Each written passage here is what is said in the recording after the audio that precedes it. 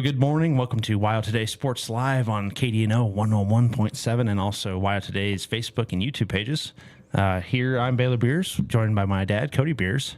Kevin decided to stay overnight in beautiful Teton County tonight, or last night, I guess. And so he might be listening, and I don't know. Well, he told me that he thought he could still get a ski pass, and I got news for him.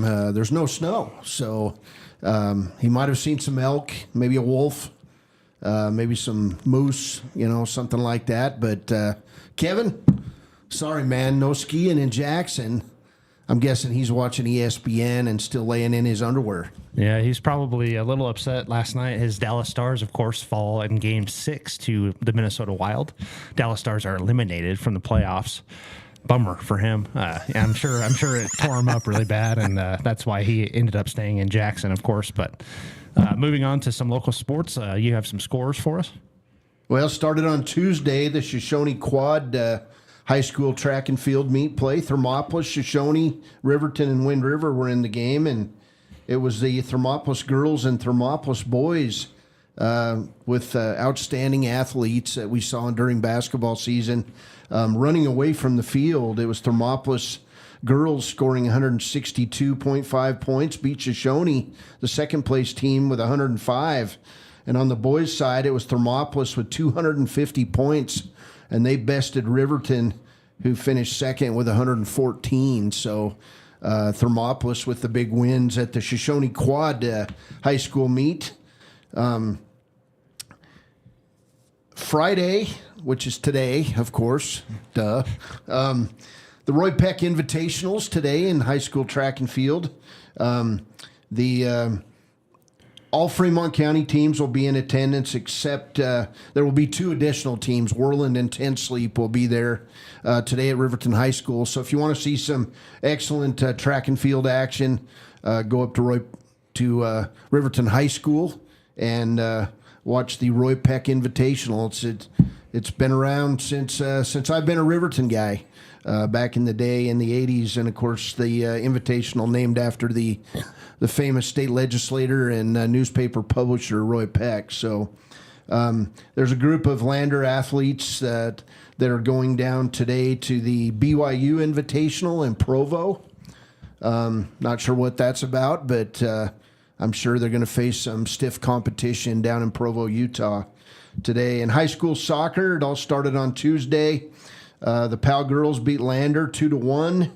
The Lander boys turned it around, beat Powell 6-1. Yesterday in Jackson, it was the Jackson boys, very good team, beating Riverton 6-0 in 4A action. And then it was the Riverton girls playing tough, but just not able to get it done against number 1 Jackson, losing 2-1. Yesterday, Lander and Cody played. And it was the Lander boys 2, Cody 1, and Cody came into that game as the number 1 team in 3A. The number 1 Cody girls then turned around, beat Lander 4-1, and they've got the great athlete Molly Hayes on that team, who's just outstanding. Today in high school soccer, it'll be Riverton at Star Valley. The girls play at 3, the boys play at 5, and of course you'll be able to catch that action on WyoToday's YouTube page. So those are your weekend action. Nothing for Riverton's track and field teams tomorrow. They have the Roy Peck today. And then also after today, the soccer teams will take the day off. But outstanding sports weekend. And the teams... the kids moving into May now, heading toward regionals, heading towards state, the whole deal. Yeah, sorry, had some entertainment back behind you through the window. Great. Yeah, we're heading kind of towards the culminating events, for both track and soccer. It's good to see that the Riverton girls soccer team was able to put up a good fight against Jackson. I think the last time they played that game was a bit of a blowout. That game also on the road. I mean, that's a tough thing to do, going over Togety Pass and then playing a varsity contest. Obviously, the boys not able to overcome Jackson, but they are true juggernauts, both Jackson and Kelly Walsh. If you've tuned in, I mean, Kevin's talked about that a lot. And then on the 3A side, Cody, Lander able to kind of find a chink in their armor. That's a really good sign heading into what will be playoff season here very shortly. Same with track. Everyone's trying to. I'm not totally sure how track works, but I assume you have to qualify probably to make regionals and state. But everyone, trying to build up, towards those culminating events. And yeah, it's almost May. It's almost graduation season. It's pretty crazy.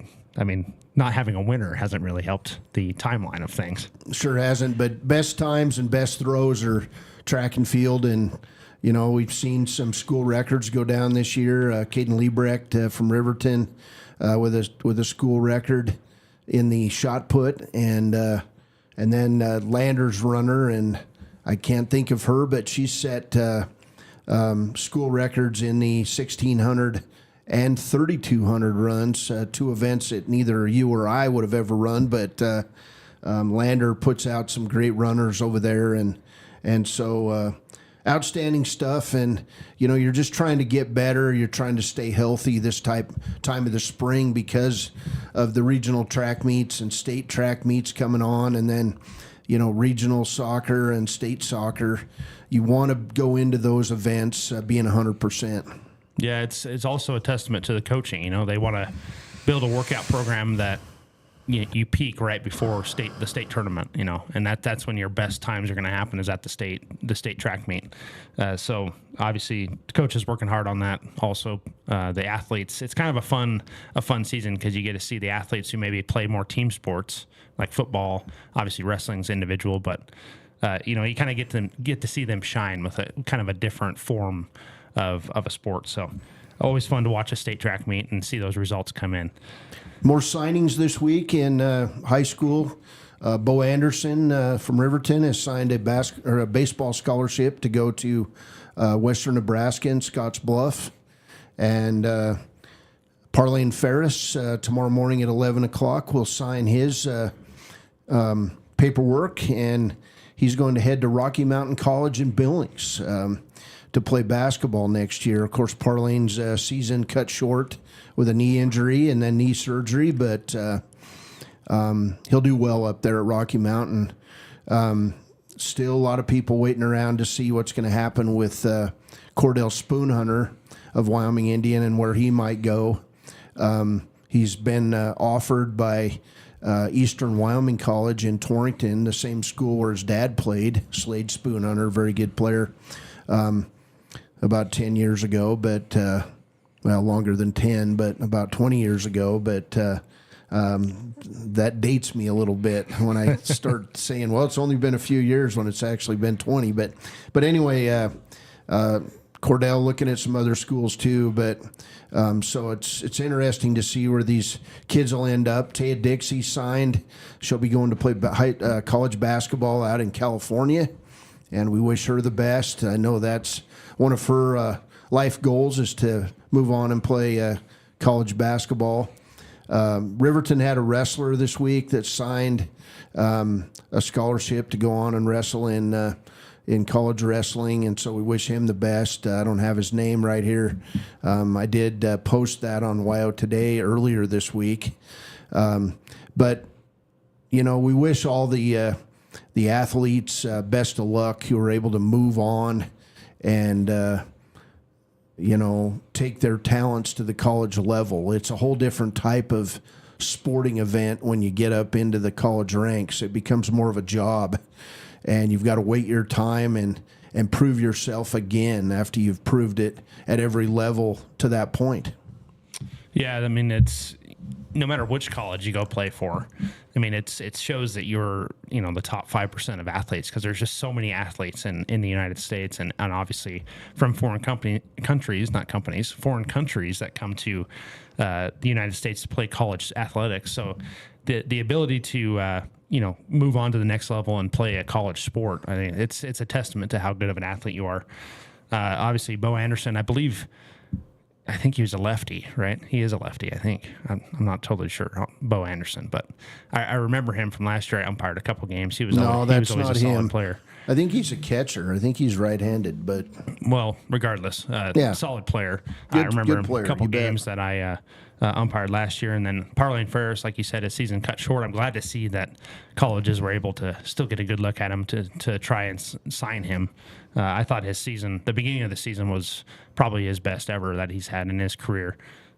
He really took the leadership reins. Cordell Spoonhunter was out for the majority of those games at the beginning of the season with that injury. So Parlane Ferris was kind of leading the charge for the team, which was really cool.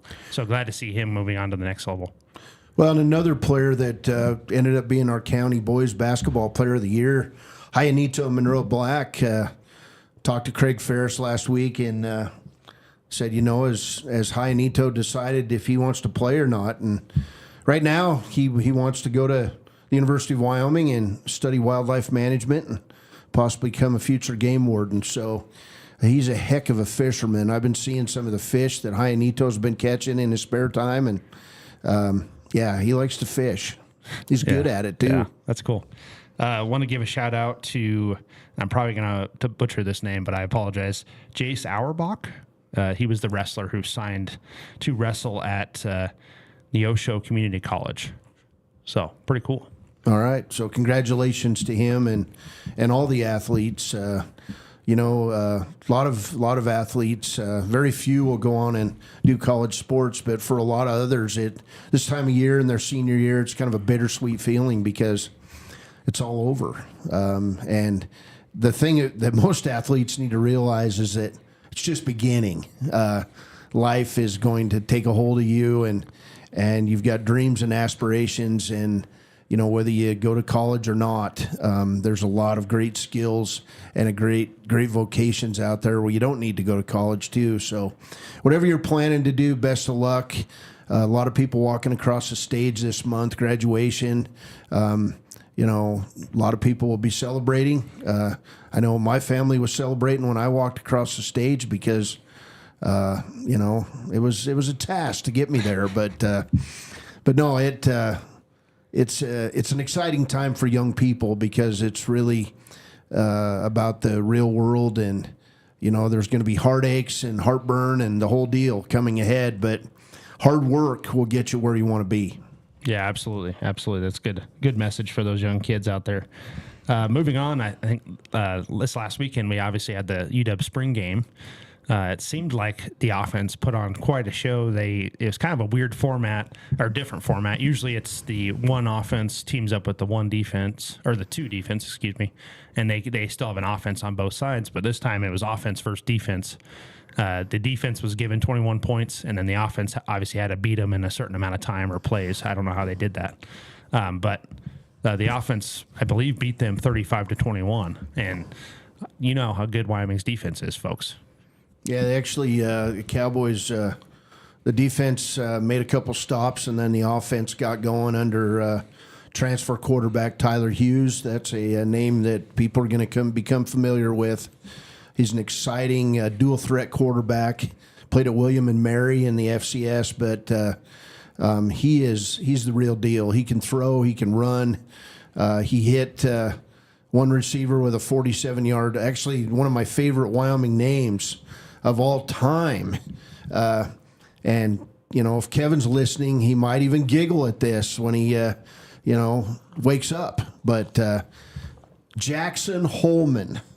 Isn't that a great name? You'd think you'd be able to go to Jackson as a Wyoming Cowboy and sign an NIL deal with all the billionaires in Jackson, but Jackson Holman caught that 47-yard touchdown pass. He's in his second year with the Pokes, and there's a great group of receivers. You've got of course, Mason Drube from Gillette, who's fighting for that starting spot at quarterback too. But they've spent the money on Tyler Hughes. He's going to be a one-and-done type guy, but it's going to help Mason Drube develop. They've got some other quarterback talent in the quarterback room, but, man, I'll tell you, it's been a while since we've had a quarterback that was a dual threat and that could complete 60+% of its passes. And, it all starts right there at quarterback. You've got to have the other guys, but without that dynamic leader that I believe Tyler Hughes will be, the Cowboys could be in for a fun season. I mean, I think it's going to be fun to watch. They're going to score some points, folks. Yeah, of course, Tyler Hughes, was under the new offensive coordinator, whose name has escaped me. But the new offensive coordinator, he coached at William and Mary as well, and then he went to the Buffalo Bills for a season, I believe. So he has some experience with the pros. Obviously, I think he was a defensive guy in the pros, a defensive analyst, I believe.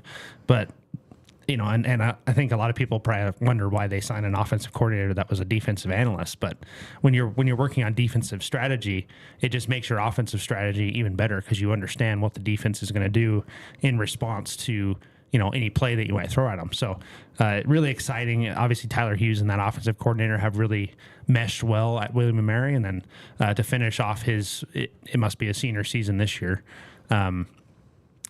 At the same place together. I mean, it should be really exciting for the Pokes. And I think Jay Savell, he's kind of threw his hands up with the offense a little bit. He's letting this coach kind of take the reins. It's going to be a different look offense. I mean, still the balanced approach, which we've heard several coaches say, over the last 10 years that, maybe was 70-30 at the closest. But I truly believe that this one will be actually balanced. This offensive coordinator, he's coming in the Mountain West. It's a new Mountain West. Exciting signing for the Mountain West was North Dakota State University. Wyoming opens their conference season, I believe, at North Dakota State. October 3rd. And, of course, that's against old offensive coordinator Tim Polasek. So it's going to be a really exciting season. It's going to be kind of an interesting start to this new era of Mountain West football. Well, and the interesting part for us is that we're going to be in that same day that Wyoming opens against CSU. You and I are going to be in Pocatello, Idaho, as the Riverton Wolverines are going to open their season against a high school team from Canada at the Rumble in the Bubble. I mean, that's what I'm calling it because they're going to play indoors at Pocatello, and there's 5 football games played that day. Hats off to Coach Mark Lenhart and the Wolverines for getting a spot in that event. It's exciting. It's something new. It's something different. Kind of makes you tingle a little bit for Big Red football, and it's going to be fun. And then later that day, I'm not sure if we're going to be able to make it.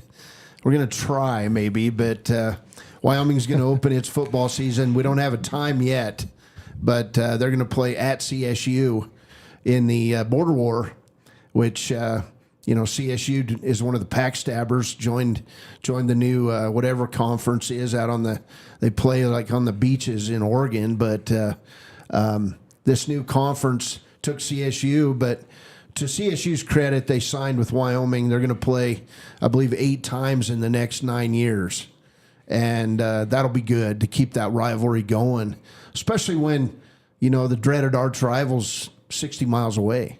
Yeah, so it's a must need. It's a must have game.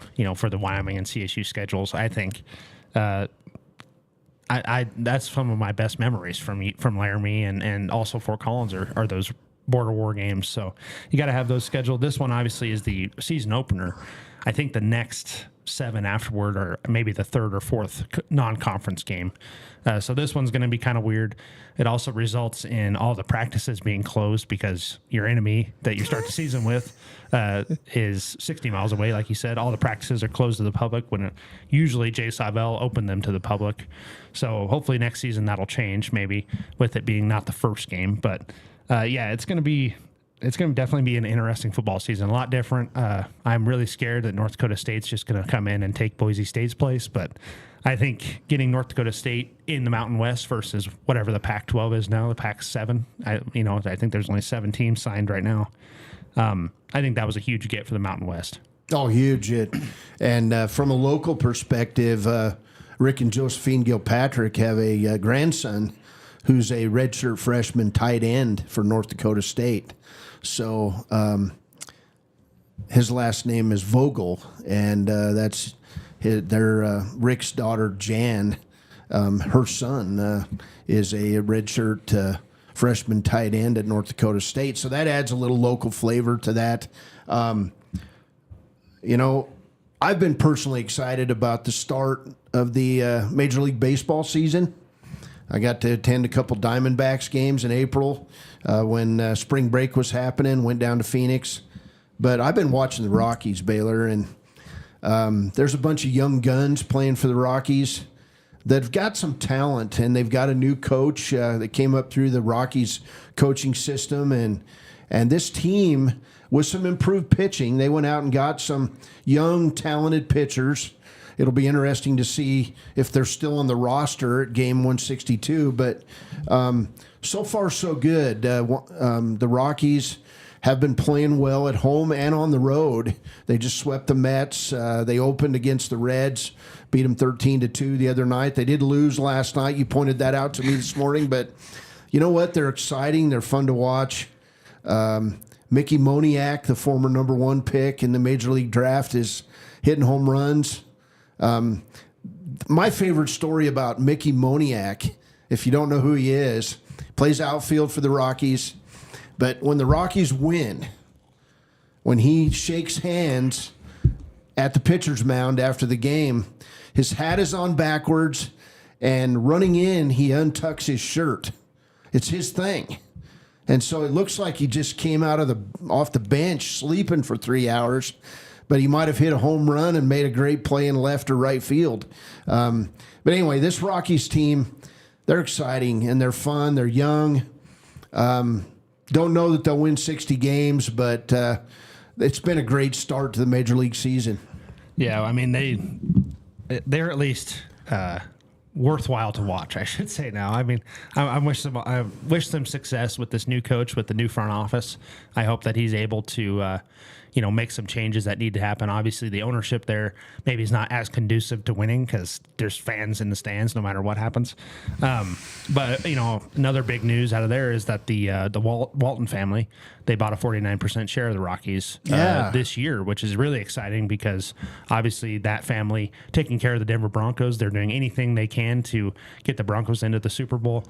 So hopefully that mindset will carry through. And I mean, the Rockies, they're playing good baseball. I mean, they're 14-17, I believe, after last night's game. That's a fine record, for the middle or the beginning of May. Lots of new players, lots of new pitchers, like you said. Michael Lorenzen, he's kind of an older vet, but he was a free agent signing to the Rockies. I think it's the first one since the early 2000s, where he was an ace and sign or a starting pitcher that signed as a free agent.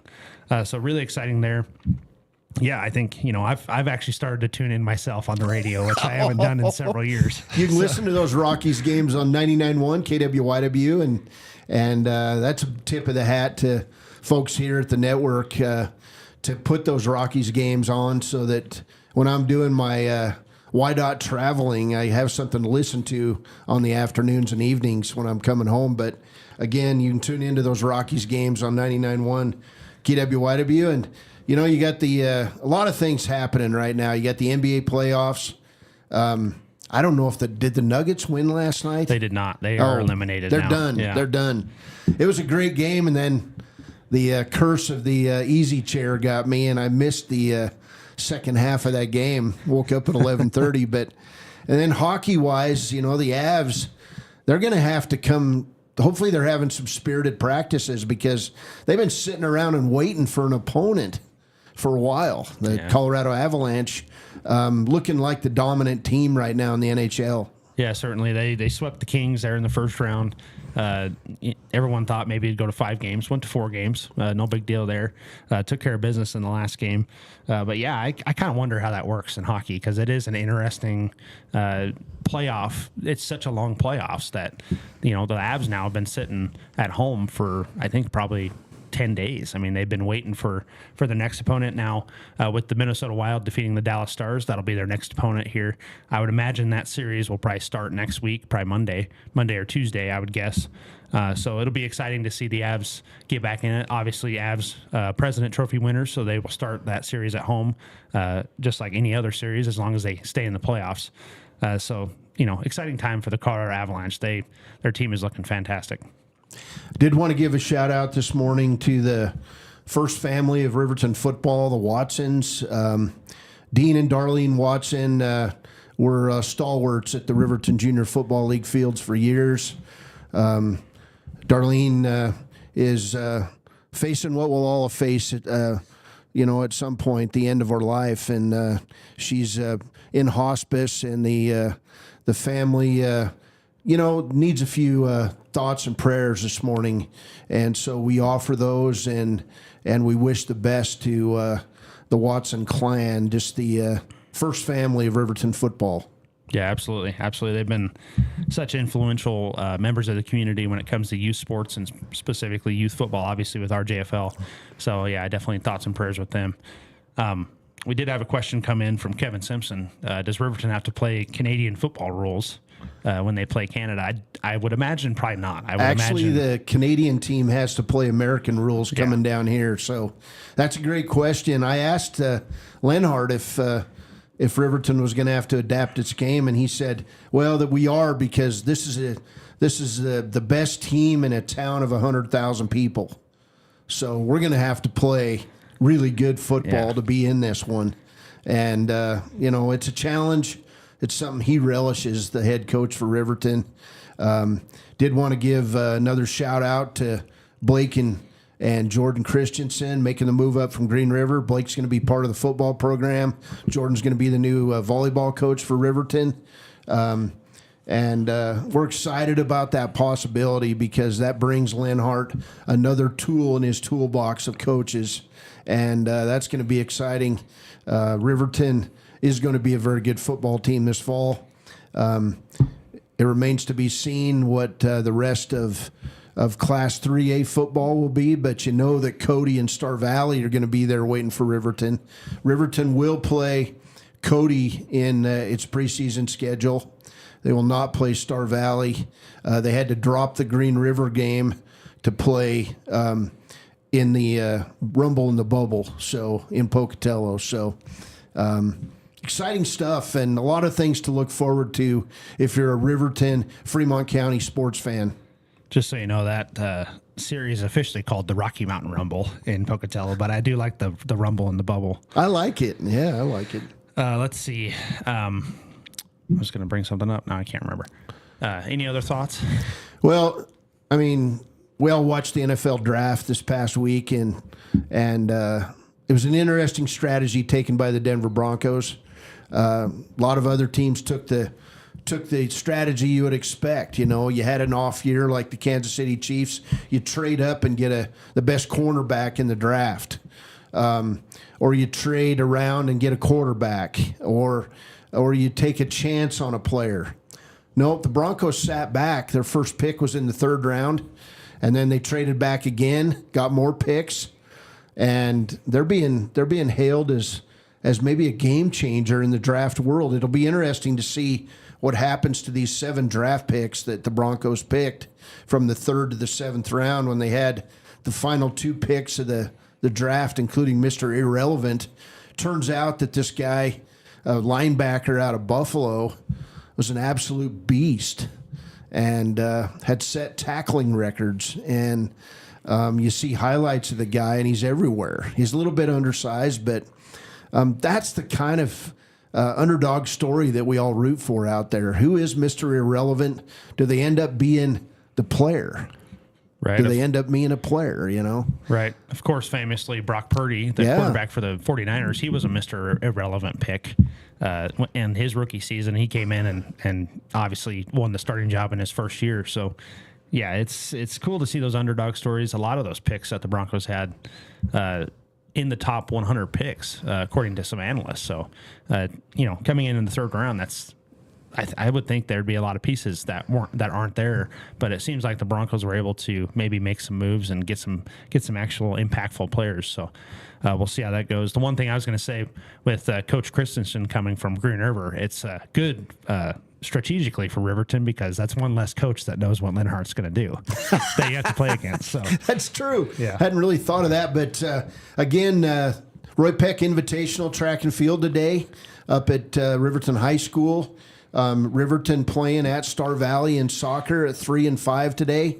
Those games will be streamed on WyoToday's YouTube page, and just a lot of action throughout this weekend. Enjoy your high school, enjoy your pro sports, and man, can the fall be here quick enough? Let's get through this drought so we can have some football. Yeah, absolutely. If you're traveling this weekend, drive safe. Enjoy the wonderful Wyoming weekend. Looks like should be some good weather this weekend. So get out there, support some youth athletics, and we'll talk at you next Friday. It's been for Cody. I'm Baylor. This has been WyoToday Sports Live on 101.7 KDNO and WyoToday Live.